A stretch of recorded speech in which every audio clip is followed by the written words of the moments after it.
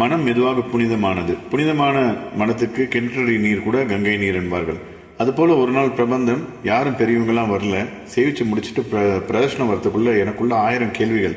நம்ம எவ்வளோ சுயநலமாக இருக்கோம், இந்த மாதிரி கோயிலுக்கெல்லாம் போனதில்லை, பிரபந்தம்லாம் சேவிச்சதில்லை, 44 வயசு வரைக்கும் இப்போ இவ்வளோ பிரச்சனை வந்தோடனே இப்படி மாறிட்டோமே அப்படின்ற எண்ணத்தோட வெளியில வரேன். ரோடு ரிப்பேரு, தவறான ஒரு பாதையில போயிட்டு காரை நிறுத்திட்டு அப்படியே இறங்கி பஞ்சகஜத்தோட திருமணனோட போய் ஒரு வெத்தலைப்பா கடையில வந்து அயோத்தியா மண்டபம் எப்படி போகணும்னு வழி கேட்கிறேன்.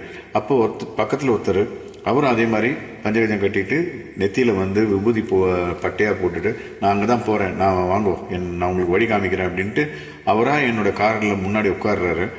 அப்படியே ஏறி வண்டியை ஸ்டார்ட் பண்ணோன்னா அவர் என்ன பார்த்து, உங்க மனசுல 1000 தேவையற்ற சந்தேகங்கள் ஏன் இருக்கு அப்படின்னு ஆரம்பிக்கிறாரு.